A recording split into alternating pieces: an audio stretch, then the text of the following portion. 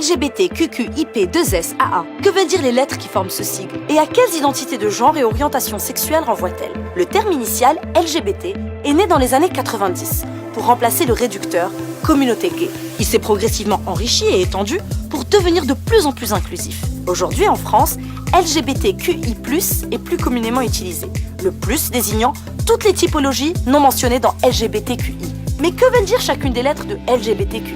Et surtout, quelles lettres se cachent derrière le plus? On vous explique le lexique derrière LGBTQQIP2SAA. Mais avant cela, j'aimerais attirer votre attention sur les deux couleurs en plus qui enrichissent l'arc-en-ciel de la diversité. Le marron et le noir sont utilisés pour défendre l'égalité entre toutes les couleurs de peau au sein de cette lutte. Et maintenant, lexique.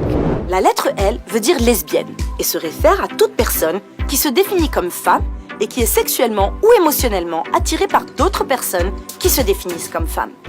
La lettre G veut dire gay et renvoie, elle, aux personnes qui se définissent comme hommes et qui sont sexuellement ou émotionnellement attirées par d'autres personnes qui se définissent comme hommes.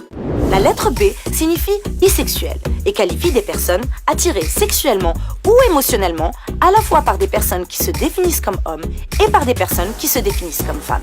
La lettre T désigne toute personne trans, c'est-à-dire qui ne se définit pas par le genre qui lui a été assigné à la naissance. Le terme trans comprend environ 60 typologies. Attention à ne pas dire un transgenre, une transgenre, un transsexuel ou une transsexuelle, des termes pouvant être jugés péjoratifs par certaines personnes trans.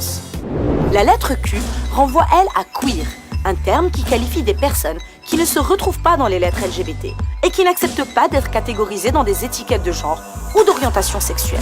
À l'origine, queer était une insulte homophobe et étymologiquement le mot veut dire bizarre, mais des activistes se le sont appropriés pour se distinguer aussi bien des personnes hétérosexuelles que de la communauté homosexuelle traditionnelle.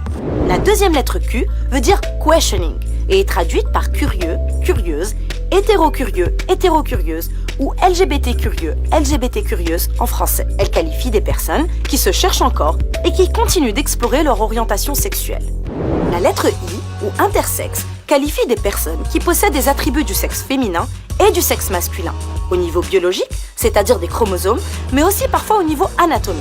Les personnes intersexes sont souvent mutilées à la naissance, quand leurs parents sont appelés à choisir pour eux un genre, un phénomène de plus en plus dénoncé par les principaux et les principales intéressés, et par les associations défendant leurs droits. La lettre P veut dire pansexuel et désigne des personnes pour qui le genre ne détermine pas l'attraction et qui sont attirées par des personnes de toutes identités de genre et de toutes orientations sexuelles. C'est-à-dire pas seulement par des personnes qui se définissent comme hommes et par des personnes qui se définissent comme femmes, comme les bisexuels. Les personnes pansexuelles peuvent être attirées par des personnes qui se définissent comme hommes, par des personnes qui se définissent comme femmes ou par des personnes au genre non binaire, c'est-à-dire ne se déterminant pas comme homme ou femme. Le terme 2S veut dire two-spirited, ou personne aux deux esprits. C'est un terme qui appartient aux communautés Premières Nations d'Amérique du Nord, les habitants originels du Canada et des États-Unis, et qui désigne des personnes possédant différentes combinaisons d'esprits féminins et masculins, pour aller jusqu'à l'existence de 4, voire 5 genres, et à différentes orientations sexuelles, loin du prisme occidental binaire. Les personnes aux deux esprits sont très respectées dans leur communauté, considérées comme porteuses de bienfaits et capables de tenir des rôles afférents à tout genre, mais elles ont été persécutées par les colons occidentaux, qui leur ont imposé de choisir un genre. Aujourd'hui, les personnes aux deux esprits sont reconnues et se battent pour récupérer leur identité et réhabiliter leur histoire. La lettre A veut dire asexuel et désigne, elle, les personnes qui n'éprouvent pas du tout d'attraction sexuelle, mais qui peuvent avoir une attraction émotionnelle, esthétique ou romantique pour une personne. Enfin, la dernière lettre, un deuxième A, qualifie, elle, les alliés de la communauté LGBT, qui ne s'identifient pas à cette communauté, mais qui se sentent solidaires avec elle et défendent ses droits. Mais certains activistes ne pensent pas que cette lettre ait sa place dans le sigle général, car elle désigne des personnes non concernées, mais seulement sympathisantes. Certes, ces lettres sont loin de représenter toutes les communautés qui existent, mais le plus important selon les activistes LGBTQI+, est que chacun et chacune puisse être libre de définir son orientation sexuelle et son identité de genre. Et vous, à quelle communauté appartenez-vous ?